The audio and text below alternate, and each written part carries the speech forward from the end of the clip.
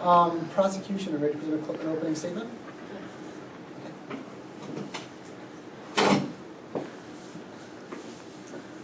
May it please the court, Your Honor, counsel, I am the counsel for the prosecution in this action.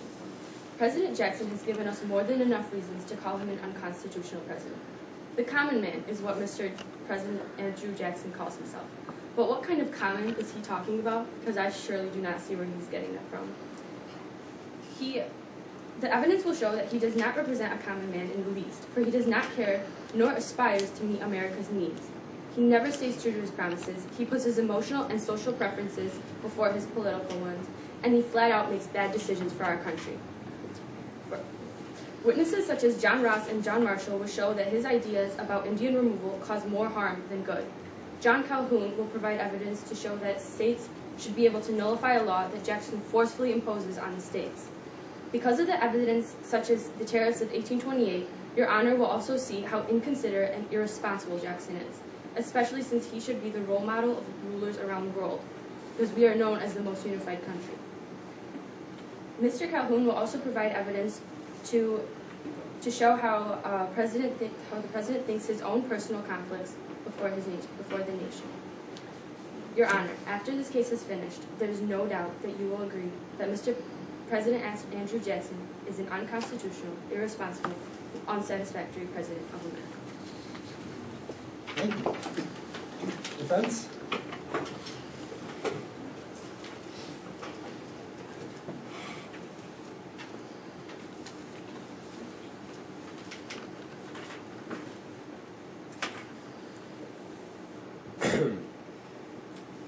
Much evidence will come to light today, and this evidence will clearly and thoroughly show that President Andrew Jackson has stayed both within the limits that he's been constitutionally given and has neither misused or abused the powers that he's been given.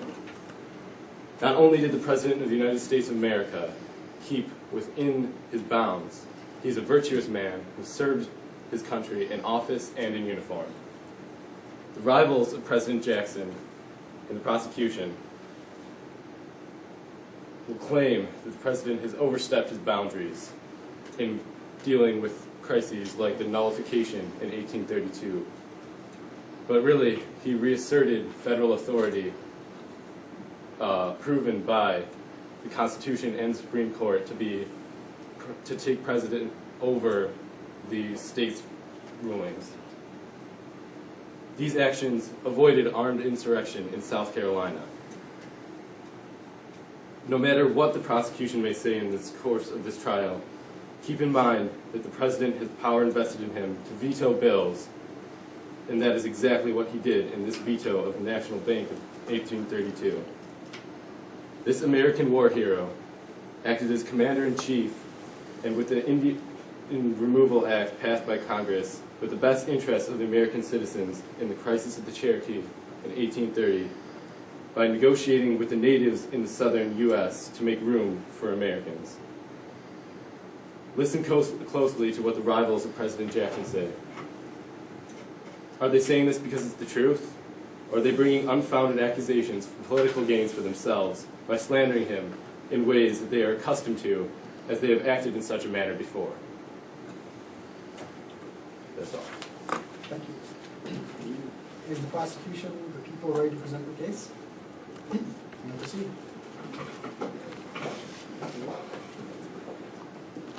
So the people call John C. Calhoun, is that correct? Mr. Calhoun, would you please take the oath from the bailiff here? Place your left hand, raise your right hand. There you go. Do you swear to tell the truth, the whole truth, and nothing but the truth, so help you wrinkly? I do. Please be seated. Mr. Calhoun, what political offices have you held previously? Well, I was a member of the United States House of Representatives from, I believe, 1811 to 1817. I was Secretary of War under President James Monroe. I was Vice President under John Quincy Adams, and also Vice President under Andrew Jackson for 6 years. And I'm currently a Senator for the state of South Carolina since 1832. You mentioned that you served as Vice President under Andrew Jackson. How would you define your political views in relation to those of Jackson? Well, I'd say that President Jackson and I disagree on most and many political issues. The first of which being that President Jackson believes that, well, I don't know if he believes that, but he has made it clear that he does not support a state's right to nullify a law. I personally believe that the state has every right to do that, for reasons that I won't go into right now, but yes. What did you think of Jackson as a person? Well, first of all, as a political leader, I think that Jackson tried to make himself known as, like, president for the common man, right? That was his motto. And that doesn't really seem true to me, because what kind of common man would be supported by the decisions that he makes? Because how could he be a president for the common man if he uses scare tactics, such as how he did in South Carolina after they attempted to nullify the Tariff of 1828? He sent a militia in. I don't think that supports the common man, really. What was your opinion on the system of internal improvements as opposed to that of Andrew Jackson? Well, Andrew Jackson made it clear that he did not support the use of the Second National Bank of the United States, the profits from that, to fund internal improvements. And he only really passed laws that benefited the North, industry in the North, disregarding the South entirely, and possibly harming the economy of the South.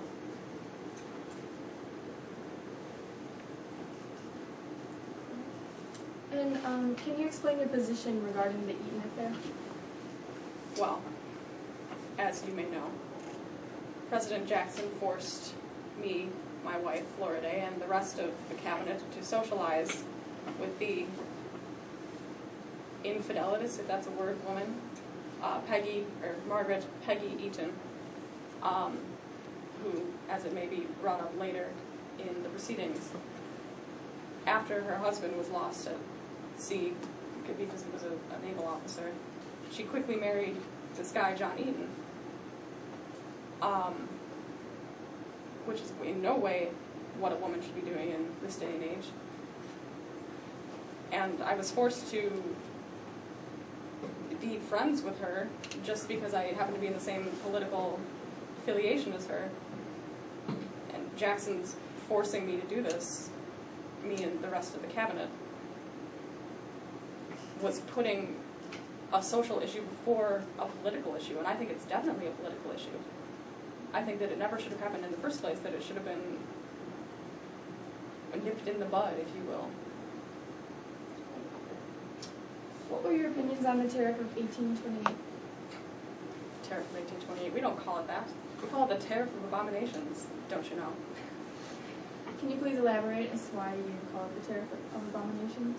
Well, as I stated previously, it really only benefited the industrial North,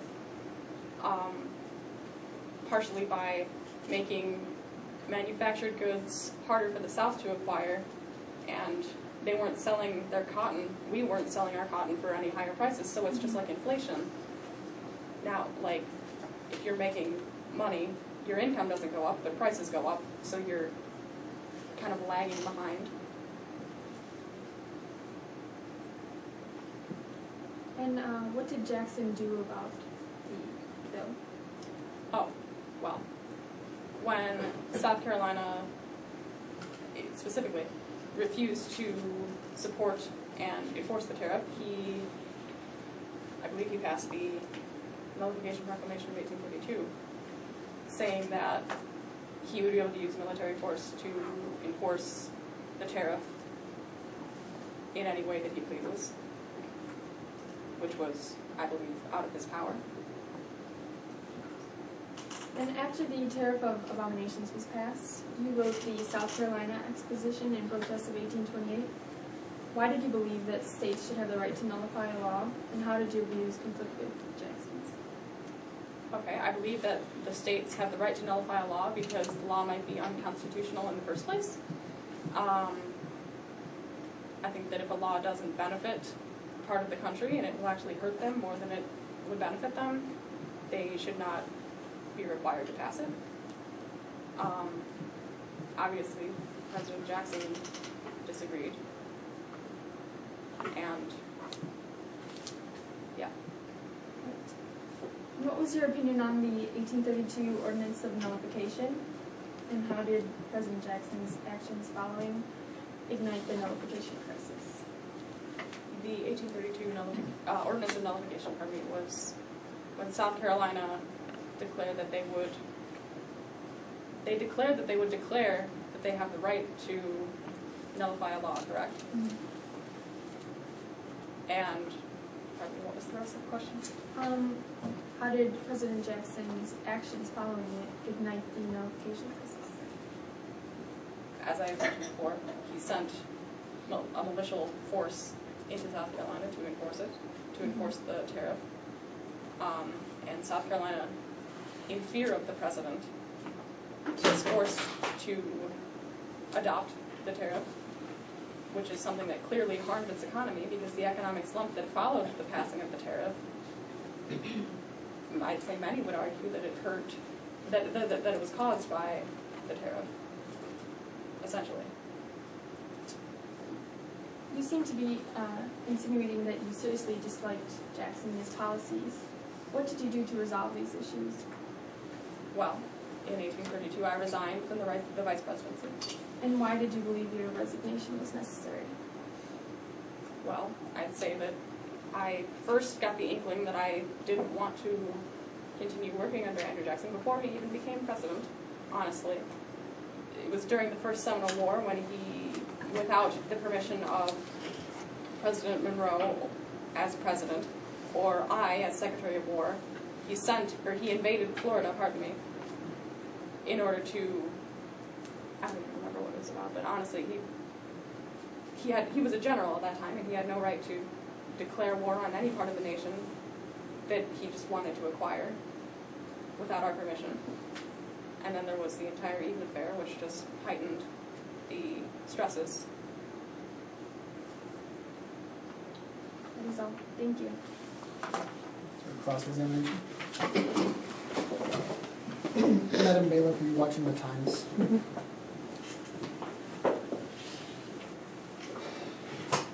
Mr. Calhoun, when did you first become acquainted with President Jackson?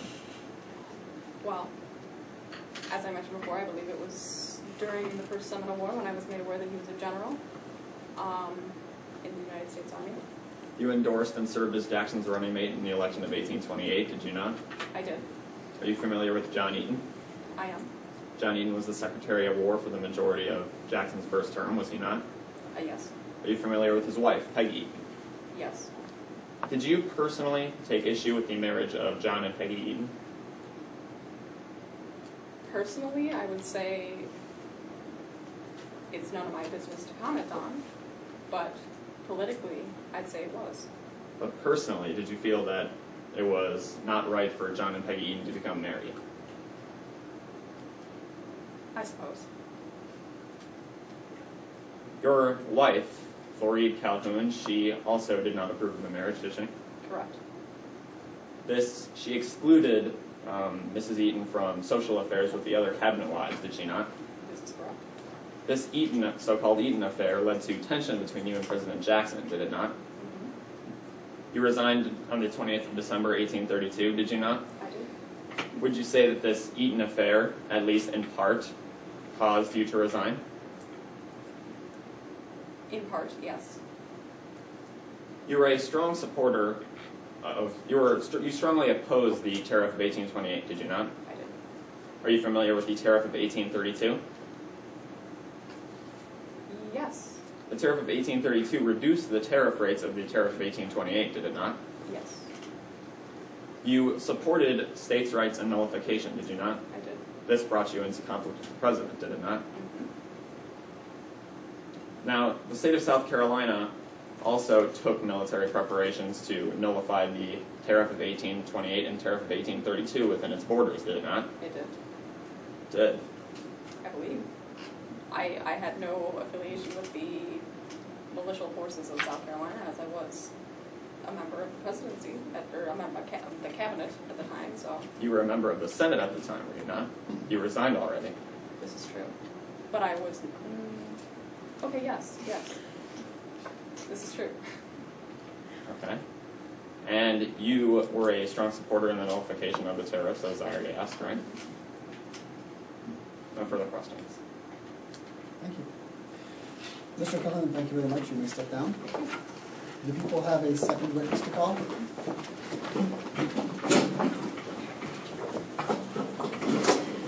Am I inferring that you are now calling John Marshall?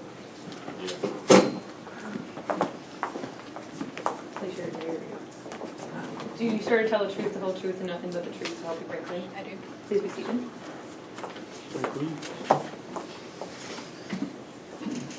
Can you please state your name and job title? My name is John Marshall. I'm the former Chief Justice of the Supreme Court from 1801 to 1835.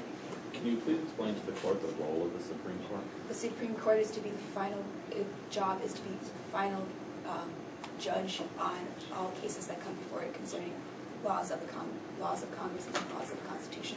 It also decides the constitutionality of a law. Mr. Chief Justice, could you explain the role of the presidential cabinet? The role of the presidential cabinet is to advise the president in all matters concerning their specific offices. They are appointed by the president, but approved by Congress. What was Andrew Jackson's relationship with his cabinet? Extremely hostile towards both the cabinet and his vice president. So what did he decide to do with his cabinet? He set up a sort of shadow cabinet, those that would willingly say yes to anything. He decided not using their own opinions. And what did he do for these yes men? For those who were willing to be idle sheep, he rewarded them. And what did he do with those that disagreed? Dismissed and replaced. Mr. Chief Justice, could you please explain the parts of the Constitution that allow the president to listen to his political cronies while ignoring his actual cabinet?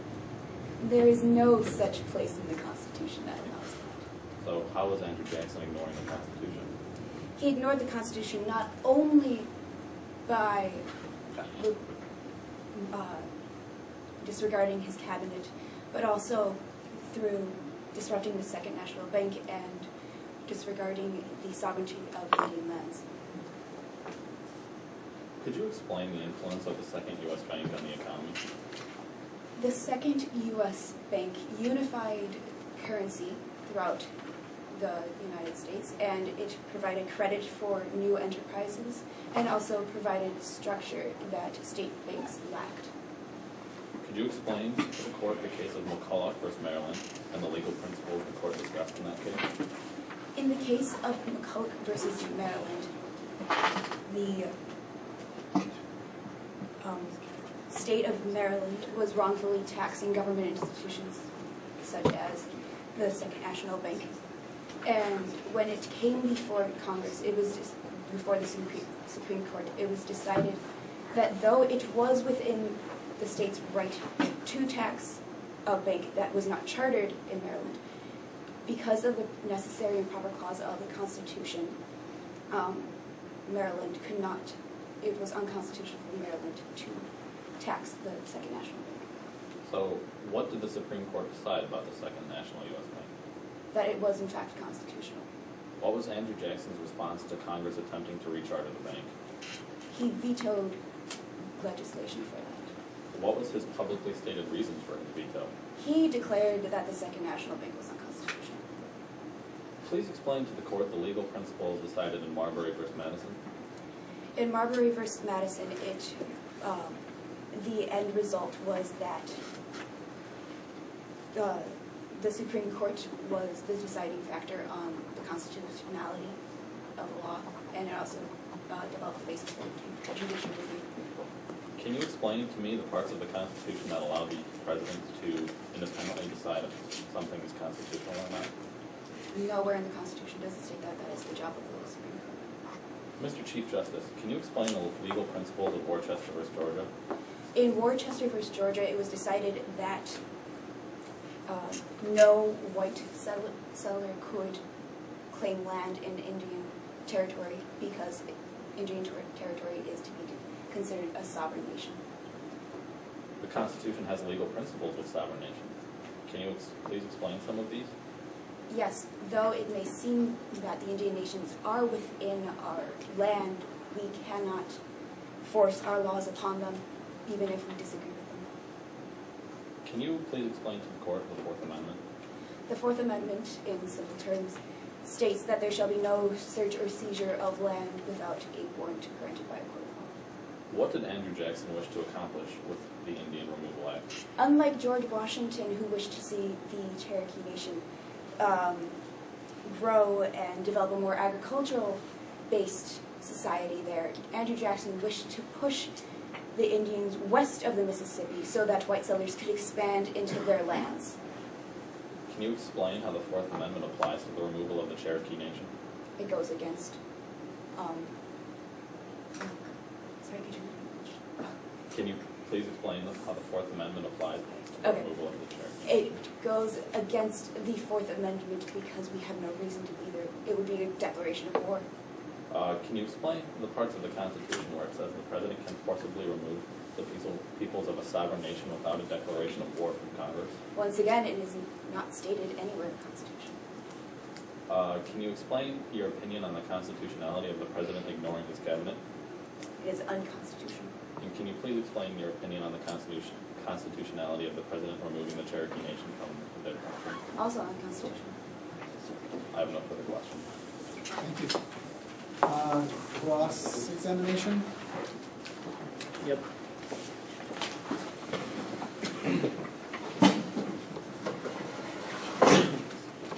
Mr. Marshall, you were the Chief Justice of the Supreme Court of the United States, correct? Yes, When were you appointed to this position? 1801. What was the first thing that you changed in the court? I decided that the opinion of the deciding Supreme Court Justice. So you decided that you would always write your own opinion, Yes, and you fully support and acknowledge each of your court decisions Yes. to this day. yes, So you were present at the McCulloch versus Maryland case, were yes, you I not? was. What was your ruling of this case? In favor of, What constitutional clause did you use? to the back your necessary ruling? and proper clause. Not the supremacy clause? I believe I stated that was the necessary. So did you or did you not write in your final judgment of the case that we must never forget that that it is a constitution we are expounding, to endure for ages to come, and consequently to be adapted to the various crises of human affairs on which the welfare of a nation essentially depends? Yes, I did write that. You were also attended the Coens versus Virginia case, correct? Yes. So what was your ruling in that case? I was in favor of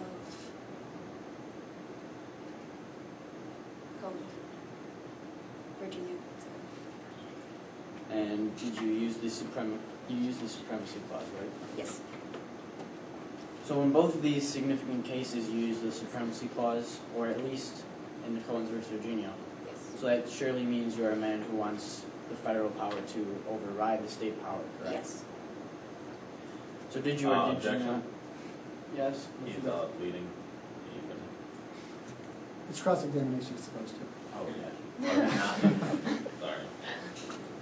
Yeah, so did you or did you not claim Congress has a right to punish murder in a fort or other place within its exclusive jurisdiction, but no general right to punish murder committed within any of the states? Yes, So would you agree that there is some limit to the federal power of the government? yes, Are you aware that South Carolina is not the same state as Maryland? yes, Are you aware that each state has different political and economical views? yes, So if you claim that the Constitution is expounding and that it should look out for the welfare of the nation, you should think that it would allow states some leeway as not to create controversy among them, correct? perhaps. Also, lastly, you said that when Jackson disregards his cabinet is unconstitutional. Therefore, it is not. Where is it in the Constitution that it states he cannot disregard his cabinet? It does not state in the Constitution that he cannot disregard it. No further questions. Okay, thank you, Mr. Chief Justice. You may step down. I called John Ross. Mr. Ross.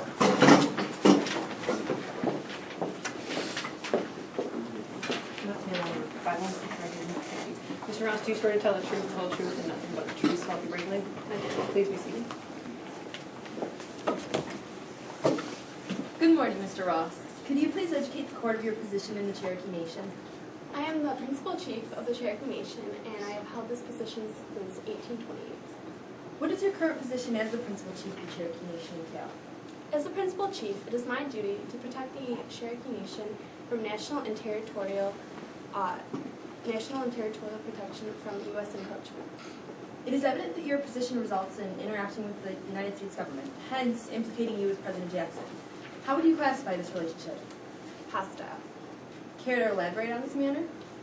President Jackson and I have opposing views on political aspects. Most prominently, our views vary greatly in terms of Indians' land severity. And also, another prominent hostility arose due to the enabling of the Indian Removal Act. How did the Indian Removal Act affect the Cherokee people? This act was passed in 1830 by Andrew Jackson, and it called for the removal of the Indians from their land to the west. What do you believe were the intentions of Mr. Jackson upon making this act? It was believed that this act would be a positive solution in the end to land disputes, to preserve the peace between our two nations, to protect the Indians, and to bring economic prosperity to the United States government. However, this was a devastating assumption based on the predispositions that Jackson possesses. This act was said to be voluntary, but the Indians were urged to leave, forced, if you will, and causing great injustice towards my people. On the subject of the Indian Removal Act, President Jackson was quoted saying, "The Indian Removal Act will place a dense and civilized population in large tracts of country, now occupied by a few savage hunters." Do you think this is a fair representation of your people? No, this is absolutely absurd and untrue. We, the Cherokee people, believe that we are educated and we are civilized. Just because we are not considered citizens of the United States government does not mean that we should be robbed of our natural rights as human beings who walk this very earth. Humanity calls for fair treatment of all. Were there any legal actions that took place in this retaliation to this unjust act of Congress? Could you please repeat the question? Were there any legal actions that took place in retaliation to this unjust act of Congress? Yes, we, the Cherokee Nation, took this infliction to the Supreme Court, where our grievances were overlooked by the United States government. It was ruled that the Indian Nation is dependent on the United States government for its existence. However, this shows the brutality of Andrew Jackson once he came to power. Once Andrew Jackson became president, he discovered the potential of our land's fertile soil and in turn would gain monetary compensation for this land. It shows that this brutality, that we lived, the Cherokee people lived on these lands for a great period of time with no problems to anyone. Our two nations lived in peace. And once he became in power, all of a sudden we were forced to leave. We were considered the white man's burden, as you say. And this is horrible and unjust, as this is a clear demonstration of Jackson's abuse of powers as the leader, as the trusted leader of this free nation. Thank you. I have no further questions, Your Honor. Ross?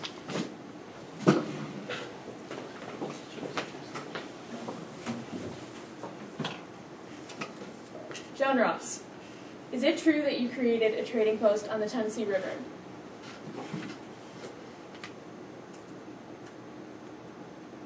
Yes.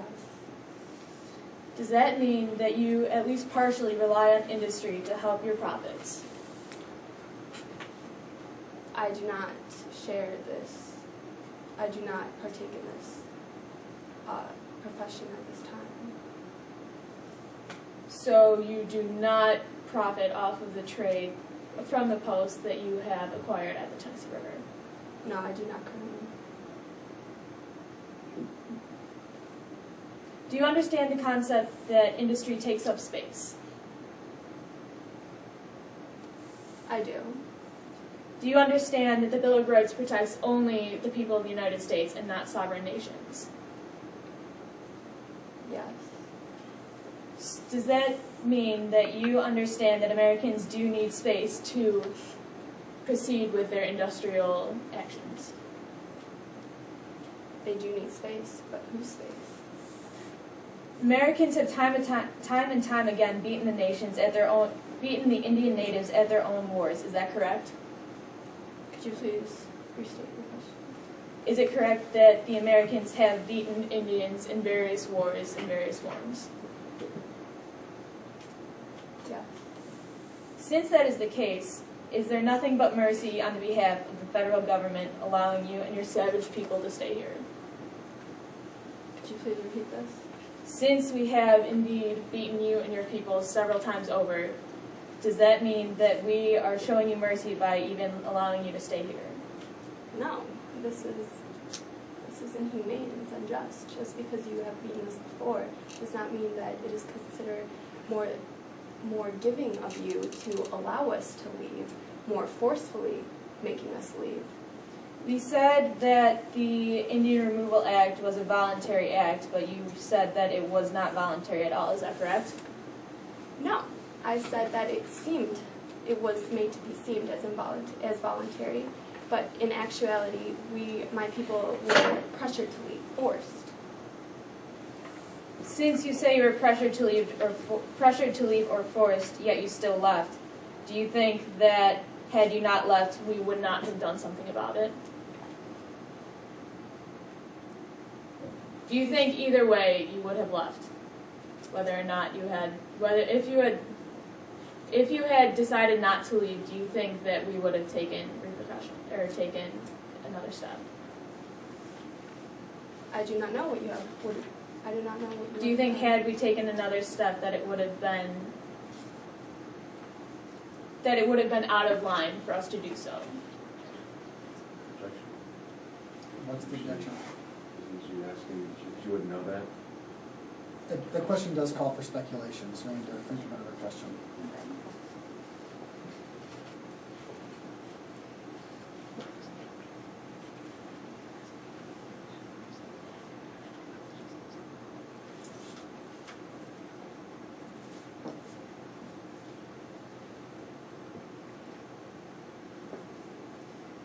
Since we too are tired of the seemingly endless fighting that goes on between our parties, we have proven that we are stronger than the natives, and you still find it that it is your place to make calls about how your land is divided. Is that correct? Yes, it is my land to divide. How is it that you still find it that it is your place to be making calls about how land is divided, or the land? How is it that you find that it is your place to make calls about how the land is divided when we could overpower you if we need to? Because I am the principal chief of the Cherokee Nation. No further questions. Okay. Thank you, Mr. Ross. You may step down.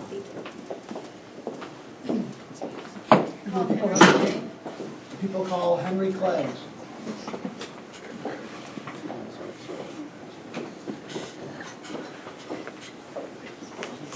Nice tie. It's Hamilton's, but I'm first. Oh, There we go. Mr. Clay, do you swear to tell the truth, the whole truth, and nothing but the truth, so help you frankly? I do. Please be seated.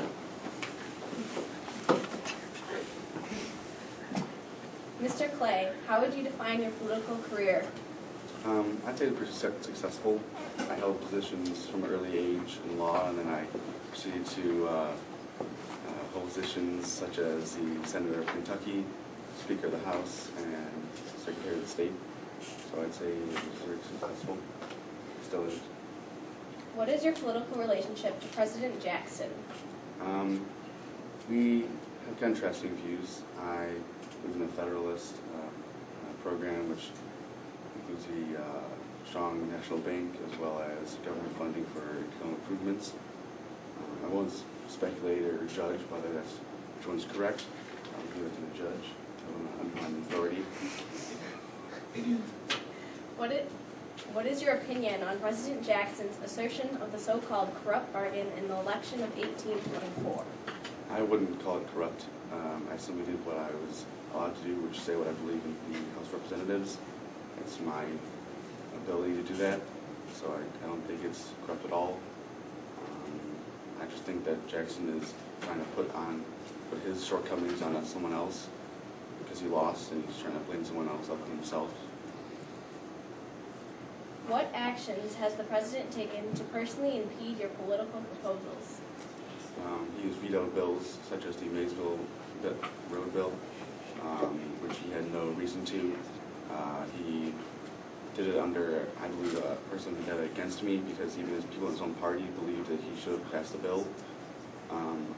So I don't think that wasn't professional at all. He did it only for his personal gains, I guess you would call it. So I don't think it's. That's all I want to say. What was your involvement in the push to make the national government fund internal improvements? I proposed a bill of the American system, which was to harmonize and balance the American industry, agriculture, and commerce, which included a strong national bank to improve commerce, federal funding for internal improvements, which would help the agricultural market, and tariff to protect and promote industry. How has Andrew Jackson ceased the congressional operation in funding the Maysville Road? Like I said, he vetoed it, which didn't allow for Lexington to grow even more and for Americans to prosper in the West. By vetoing the bill, the road wouldn't allow for commerce and thus negatively affecting all of America. How has this veto affected the development of the nation? Like I said, negatively, the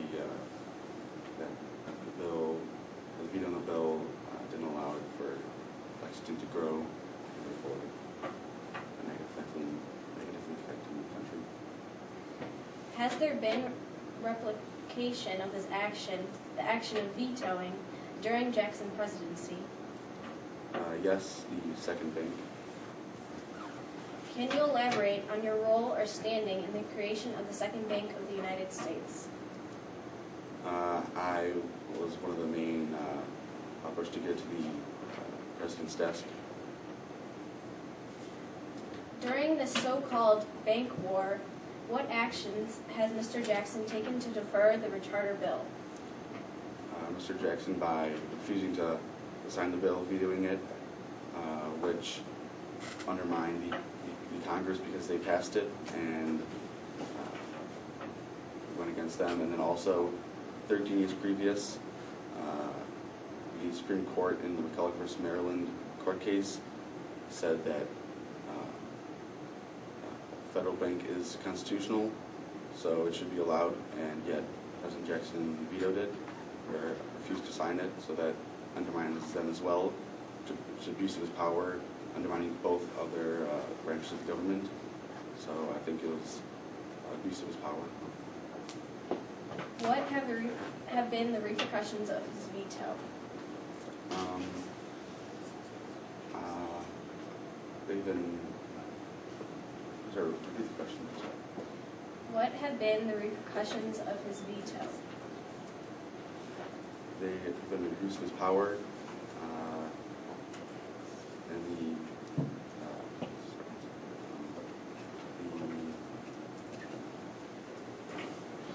didn't allow for the second bank to be created, which America needed, and it negatively affected America and not allowing the bank to be passed.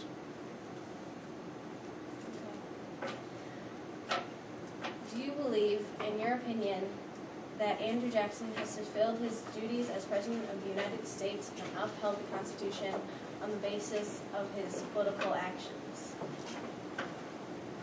Sorry, question. In your opinion, has Andrew Jackson fulfilled his duties as President of the United States based on his past political actions? No, I don't believe he's fulfilled his commitment to America and the public. Okay, thank you. That is all. Is there a cross-examination?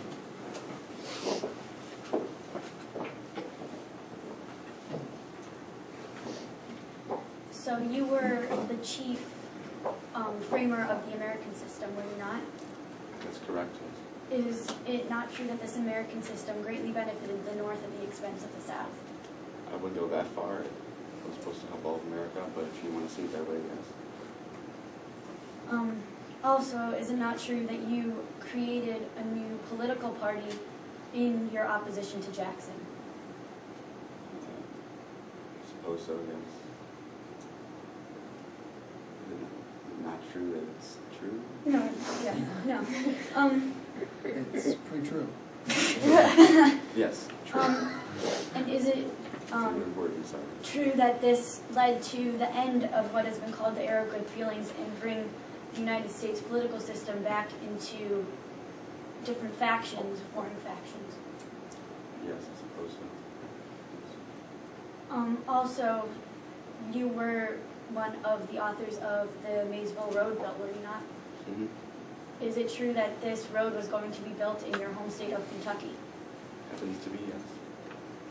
So, this bill greatly benefited your own state and didn't really have much effect on the other states in America, did it not? Well, directly, yes, it affects Kentucky as a whole, but that's what helped the rest of the nation as well by allowing Lexington to share its commerce and industry. Were you also a supporter of the Tariff of 1824? Yes. Did this also do damage to the South to the North to the South by raising tariffs?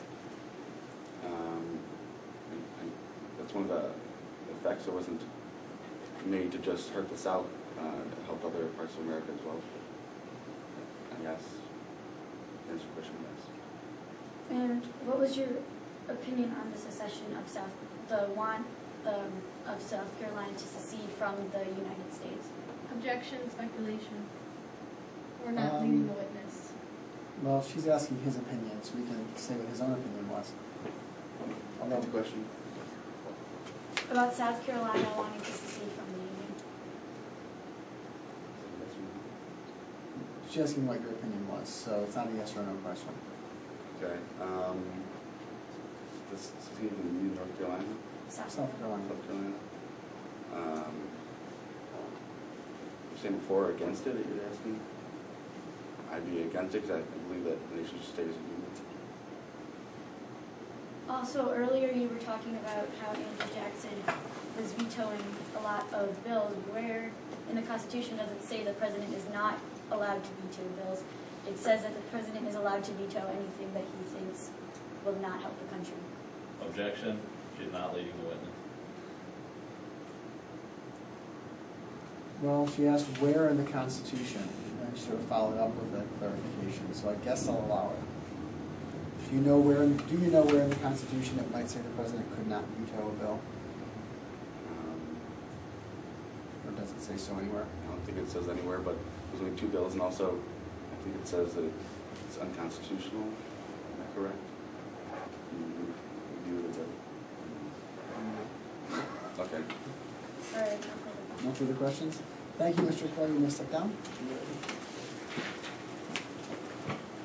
So we shall proceed with the defense case. Does the defense have a witness to call? We call Roger Taney. Okay, Mr. Roger Taney, please take the stand.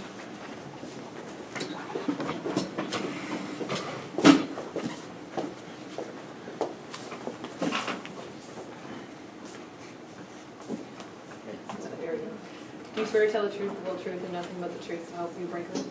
Please be seated. Please introduce yourself to the court. I'm Roger Taney, Chief Justice of the Supreme Court. And Mr. Taney, so you were the Chief Justice of the Supreme Court of the United States. Who appointed you to this position? President Jackson appointed me, which was approved by the Senate. What positions did you serve in the government before that? I served in the Maryland House of Delegates, the Maryland Senate, Attorney General, and Secretary of the Treasury. Are you familiar with the tariffs passed by Jackson in 1832 and 1828? Yes, I am. How do you think he dealt with South Carolina trying to nullify these tariffs? I think Jackson imposed his power as the president, and he was able to quell the sectionalism happening. Okay. Are you familiar with the Second National Bank of the United States? Yes. I believe that. What do you think about? What is your opinion? My opinion is that the second U.S. bank catered to the wealthy, and it really didn't help the common man, and was run by elites of manufacturing and the industry. Did you have any objections as to what it provided funding for, or were you? I believe that it didn't provide funding for westward expansion of the United States. Okay, and how do you think this bank helped the common people, or do you think it did not? I think it catered more to the wealthy and left the common person to the dust. It oppressed the common person. Okay, are you familiar with the Indian Removal Act? Yes. What is your opinion on these Indians occupying the land in the West? I believe that they're only a nuisance and that they are restricting our westward expansion, and they're taking vital land for us. Okay, do you support Jackson in his decision to implement this act? I do. I believe that. Why? By Jackson implementing this act, he's giving the states the ability to prosper westward and expand the nation. No further questions, John? Okay, lost generation?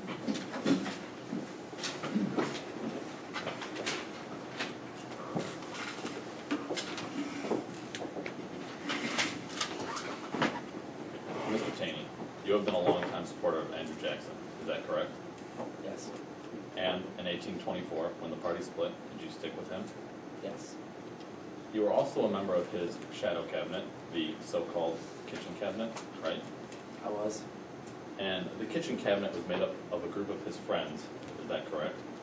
It was. And did he listen to the kitchen cabinet while ignoring the actual cabinet? He did. And while advising him, you never told the president no, did you? I did not. Mr. Taney, can you read? Yes, I did. And you are a smart lawyer, correct? I believe so. Being a smart, successful lawyer, do you understand the important case of Marbury v. Madison and how it established judicial review? Yes. And you are aware that Congress passes law, the president can veto them, and the Supreme Court interprets the Constitution? Yes. The Fourth Amendment protects the people from unreasonable searches and seizures, correct? Correct. And the Constitution prohibits the government from taking people's property without the due process of law, right? Right. And you've advised the president for a long time, as I take it? Yes, I have. Knowing the Supreme Court declared the Cherokee Nation to be a sovereign nation, you advised Andrew Jackson to disregard the Constitution, ignore the Supreme Court, violate the Fourth Amendment, and forcibly remove the Cherokee peoples from their country, right? Only for the interest of westward expansion. So you did. So I did. Can he ignore other parts of the Constitution? Can who? Andrew Jackson. Ignore any consequences? Yeah. No. After you agreed with the president, he made you Attorney General, didn't he? He did. Based on what you did to become Attorney General, we really don't want to know what you did to become Chief Justice, do we? Through political experience and my intellect, I think Jackson appointed me because I was the right person for the job. How do you sleep at night, Mr. Timmons? No further questions. You may step down.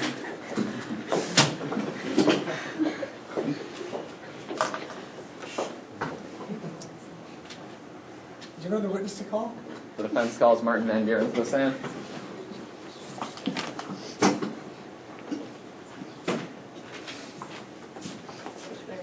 Mr. Van Buren, do you swear to tell the truth, the whole truth, and nothing but the truth, so we're going to help you briefly? I do. Please be seated. Please introduce yourself to the court. My name is Martin Van Buren. When did you first become acquainted with President Jackson? I was aware of him during the 1824 election, but I did not support him. What was your connection with President Jackson during his 2 terms in office? I was his Secretary of State from 1824 to 1831 and his Vice President from 1833 to 1837. Would you say that President Jackson considered you to be one of his confidants? Yes, he did. I was very influential in getting people to support him, and I also helped forge the New Democratic Party. He also called me to Washington on various occasions to assist him in writing addresses to Congress, most specifically about the veto of the National Bank, and then he also trusted me to go to Congress to lobby against the attempted override of the veto of the National Bank. Then would you say that you were a key part in Jackson's policymaking? Yes, Did you support the Tariff of 1828? I did. Why did you support the Tariff of 1828? I supported it to protect American industry. The British were selling goods to Americans at prices that were so low that American industry and manufacturing could not compete with them. If the Tariff of 1828 had not been passed, our entire industry would have been wiped out. Jackson and I understood that there were some issues with southern states, and we attempted to remedy them through the passage of the Tariff of 1832, which reduced the tariff rates of the Tariff of 1828. Are you familiar with Jackson's decision to veto the Maysville Road? Yes. Why did you support Jackson's veto of the Maysville Road? I supported Jackson's veto of the Mayville Road because the Mayville Road, the purpose of it was to build a turnpike specifically in Kentucky, and it would have only benefited Kentucky, and it is unconstitutional to allocate federal funds to a project that would only benefit one state and not the entire country. Are you familiar with Indian removal? I am. Did you support Indian removal? I did. Why did you support Indian removal? I supported the Indian Removal Act because in order to make our country great, we need to expand our borders and increase our industry, and in order to do that, we needed to move the Indians past the Mississippi River.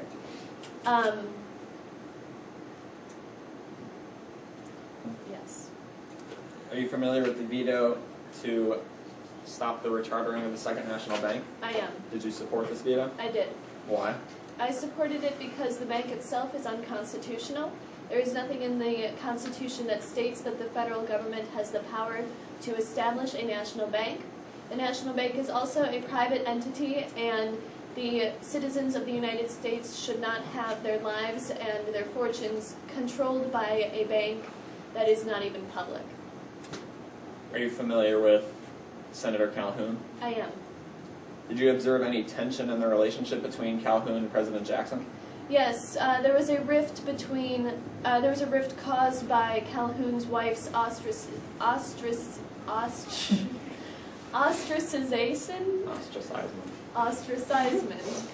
of John Eaton's wife, Peggy. When did you resign as Secretary of State? Why or what? When? 1831. And why? I resigned because of social and political tensions within the cabinet. My resignation gave Andrew Jackson a chance to restructure his cabinet to become more conducive to policy making. And did you continue to serve Jackson after your resignation? I attempted to. He appointed me to be the minister to Great Britain, but as I was over in Great Britain, I received word that Calhoun had actually vetoed my nomination, and I was recalled back to Washington. But you would later serve President Jackson in 1832 as his vice president. Yes, Did Jackson appreciate your willingness to resign during the Eaton affair? he did, and this was one of the main reasons why he wanted me to be his running mate in 1832. And what is your position in government now? I am the President of the United States. Thank you. No further questions. Cross-examination.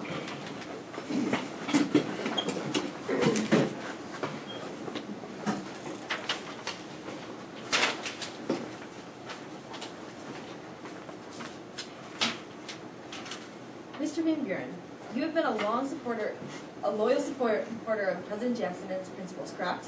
Correct. You continue to support him throughout all of his presidency? Yes. Is it true that you were considered to be his most loyal advisor? I'm not sure if that was considered to be true, but I feel that I was one of his most loyal advisors. Did this professional relationship between the two of you turn into a friendship? Well, when you're spending every day with someone and advising them on policies, it's only natural that you develop a friendship with someone, so yes. You served as Secretary of State under Mr. Jackson, didn't you? I did. As Secretary of State, you understand the importance of keeping good relations with others. Yes, Mr. Van Buren, I take it that you are quite familiar with the Indian Removal Act. I am. You are aware that this act caused forced relocation of the Indians. Yes. Again, you are considered to be the most loyal advisor of Mr. Jackson. Well, again, I am not sure if I am considered to be the most loyal supporter of Mr. Jackson, but I think that I am very supportive of him. You promoted the passing of this act. I did. Is it true you only passed this act to benefit yourself? No. Since you want to keep good relationships with others, didn't you think this act would do exactly the opposite of that? I don't know. After Jackson's presidency, you succeeded him, correct? Correct. And your relations with Native American nations were not much more of an extension of the policies of Jackson, correct? Can you restate the question? Your relations with Native Americans were not much more than an extension of the policies that Mr. Jackson put into hold when he was in his presidency. I did support the policy, so yes. So you kept them the same. I did. So you haven't done anything personally on your behalf to fix the natives, to help the natives at all? No. No further questions, Your Honor. Okay, Mr. Van Buren, thank you. You may step down. Does the defense have another witness? We call John Eaton.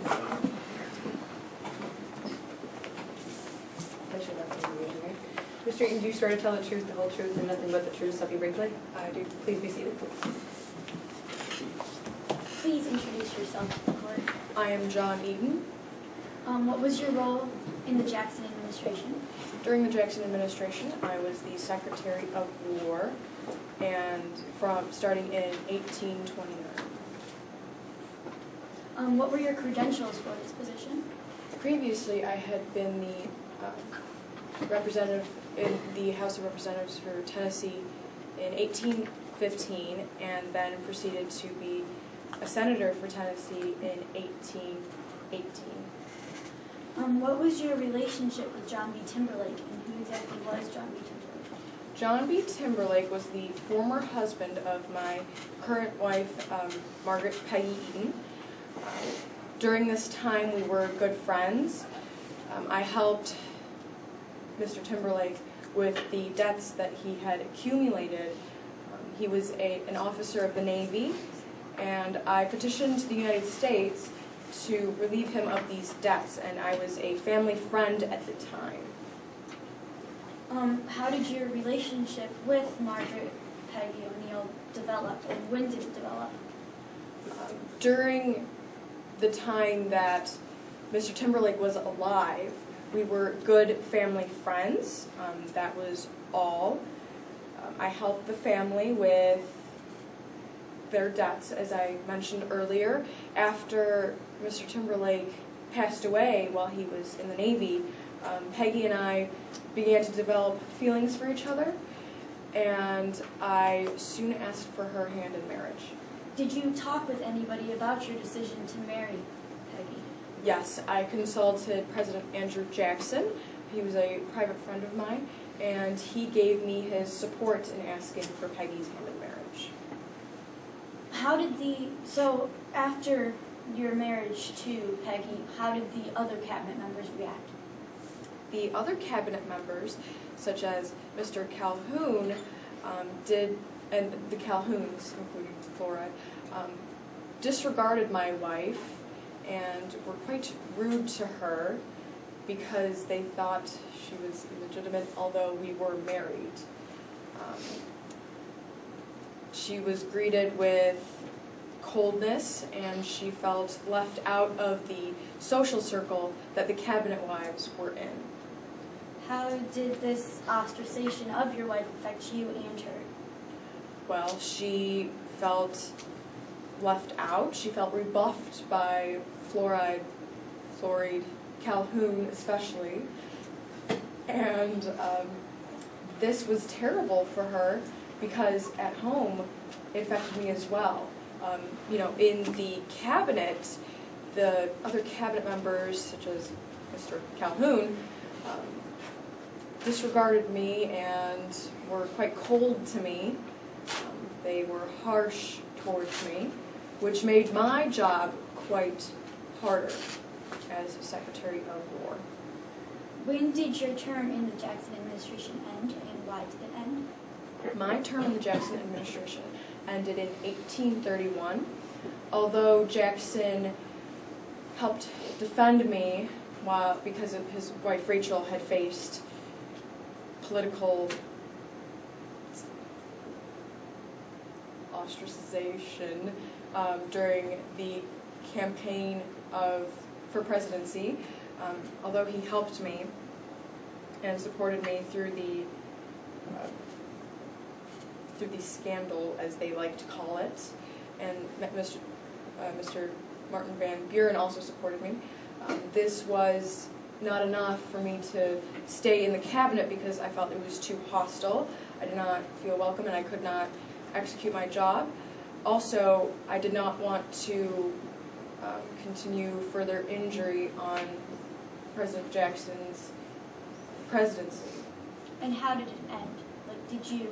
I resigned in 1831 because of this. No further questions. Okay. Cross-examination.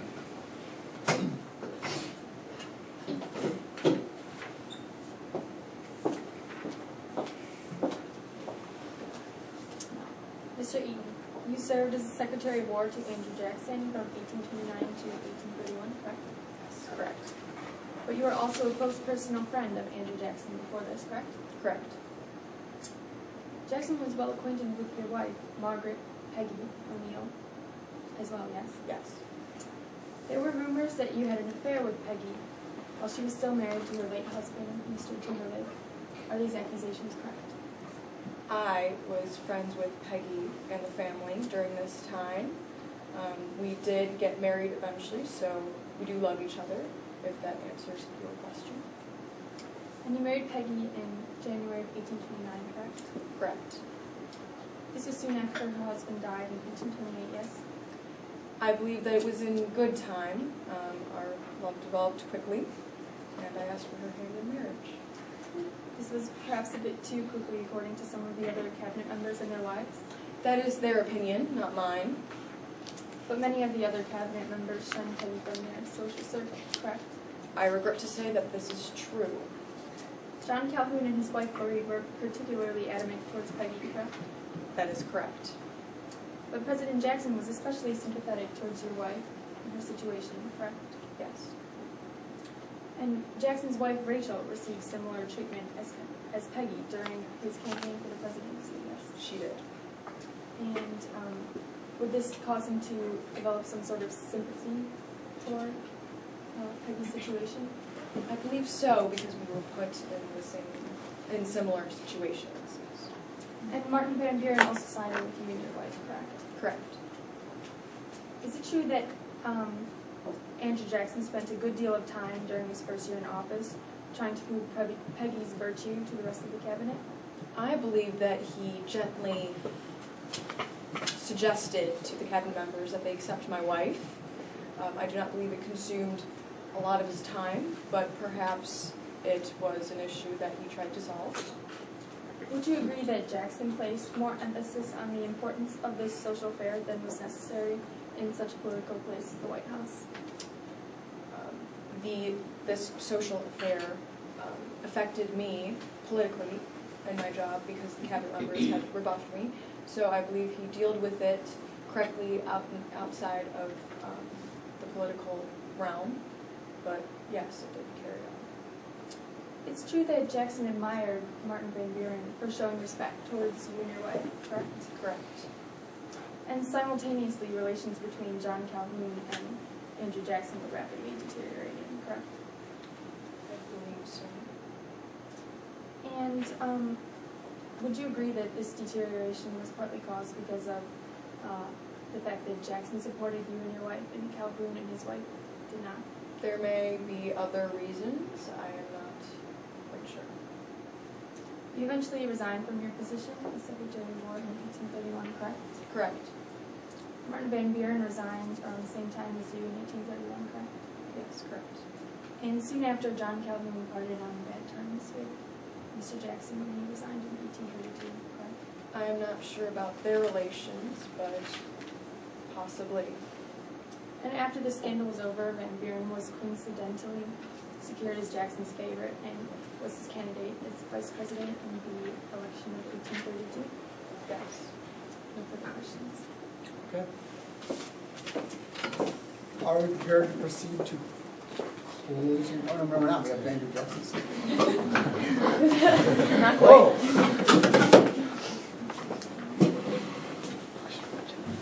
Mr. President, please motion to bailiff. Big fan, I like collecting your portraits. Mr. Jackson, do you swear to tell the truth, the whole truth, and nothing but the truth, so help you Brinkley? I do. Please be seated. Please introduce yourself to the court. I'm Andrew Jackson. I began as a member of the House of Representatives in 1796, and then I took a member in the House of Senates in 1823, and I began my presidency in 1829. Thank you. How did your actions in office promote the betterment of the United States, such as the spoils system and the Indian Removal Act? In everything I did, I tried to promote the betterment of the common man, and this was effective in both the spoils system and the Indian Removal Act. Especially in the spoils system, I tried to rid the offices of the government of corrupt officials from George Washington's presidency and replaced new workers that were efficient and laid down the groundwork for future efficient laws and bills. The Indian Removal Act, I believed, was constitutional, and it authorized me to make and negotiate treaties that established areas in the East in exchange for areas to the West. How did your experience in the War of 1812 and the scandal of the 1824 election before your presidency shape your time in office? Well, my values and ethics were pretty evident in both of those cases. 1824, Henry Clay, he kind of negotiated with me and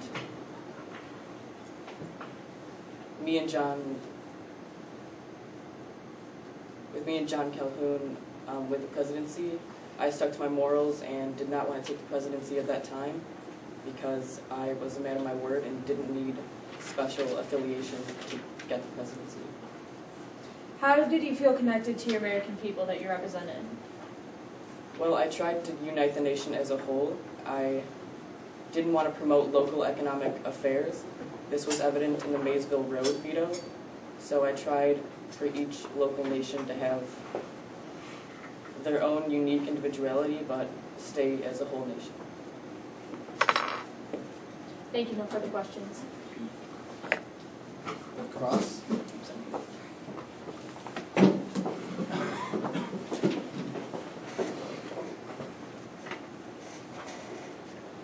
President Jackson, did you not force your cabinet members to socialize with Peggy Eaton out of sympathy and disregard for our political conditions? I did. During the nullification crisis, did you send troops into South Carolina to uphold a tariff they considered unjust? I did. Do you believe in state sovereignty, Mr. Jackson? I do, yes. Has the government, under your leadership, assisted the Indians at any time? Yes, with the Indian Removal Act, it wasn't forced or pushed. They all had the option to stay under our law and code. During your terms as President of the United States, have the Indians retaliated in any way? Yes, in small, rash battles, but nothing too large. During the Supreme Court case of Worcester versus Georgia, did that case result in the declaration of the Indian nation as a sovereign one? It did. You passed the Indian Removal Act during your presidency, correct? I did.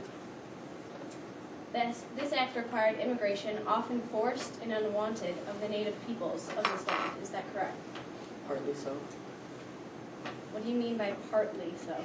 As I previously mentioned, they had the option of staying without the use of force.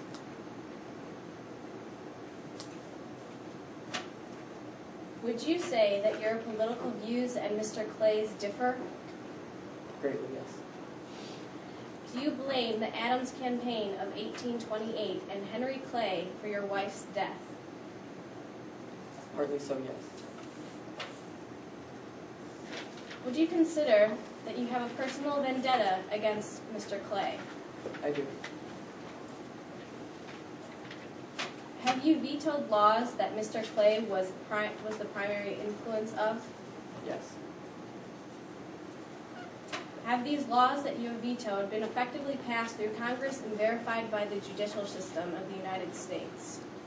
Yes. One example is the Second Bank of the United States, and I believed it was unconstitutional. It was dangerous to the liberties of the common man and hindered on their rights, and yes. Did the judicial system verify that the Second Bank was constitutional? It did. At any point in your presidency, has your personal and emotional state affected or influenced your actions as President of the United States? No, I try to keep those on the side. That is all. Okay. Mr. President, you may step down. Are we ready to proceed with closing arguments, or do you need a few minutes to prepare? A few minutes? Should we pause for a minute then?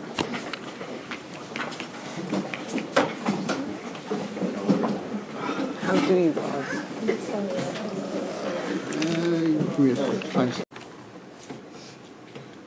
Your Honor, it is painfully apparent how Mr. President Jackson was unconstitutional, how he abused power, how he did not care for the country he led. Let's start with the Indian removal. Not only did President Jackson go against the Constitution by taking over sovereign land, he also did not care for the people he overtook. It was not helpful, at the least, for the Indians, as the defensive side said. It was very convenient how Mr. President Jackson avoided mentioning how the Indian removal conflicts led to a court case. This was a real problem that really hurt the Indians, and it was not a conflict to be shrugged off. The Indian removal led to a trail of tears, small battles, and as I stated, a serious court case. Additionally, the president has no right to decide whether or not something is constitutional. President Jackson ignored the cabinet. A great example of how he abused power is how he bribed his cronies, how he bribed them to do things he wanted. Roger Taney was a good example of this. He did little to fix our country's problems, but he always stuck with Jackson's ideas and what he said.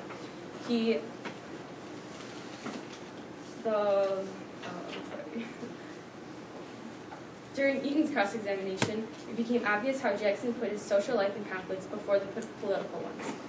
Taney also seemed to support this because he agreed to everything Jackson said and did, is what I stated. But how does this support our Constitution, our checks and balance system? How is our state supposed to run smoothly and our country supposed to be controlled if we can't even follow our own Constitution? Jackson tried rewarding several federal government members, proven by Roger Taney, Martin Van Buren, and John Eaton. These witnesses all supported our argument with their answers. This tyrannical leader, also known as King Andrew, has displayed a blatant disregard for the balance of power in the United States government, and therefore abused his powers of office during his time in the White House. Thank you. And the defense?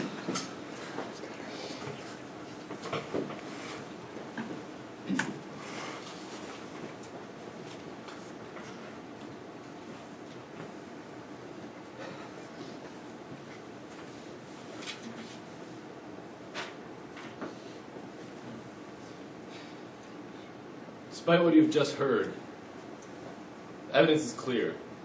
President Andrew Jackson did not abuse or misuse his powers in regards to the Constitution during his time in office. A good portion of the prosecution's argument is based on speculation and opinion in regards to romantic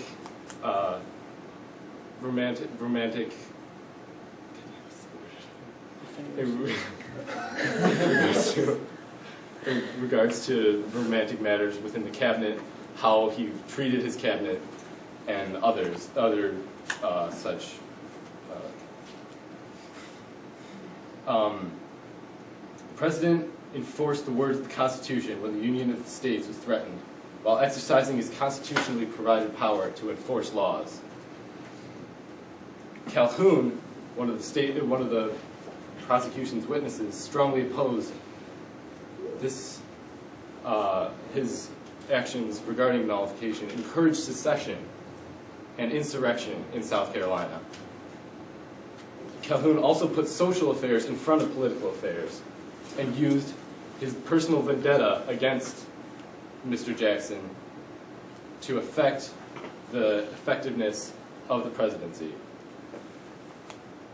Social and political goings-on in the cabinet that are purely legal are not regulated by the Constitution, as well as how the president cares for or treats his cabinet as long as it's a legal action.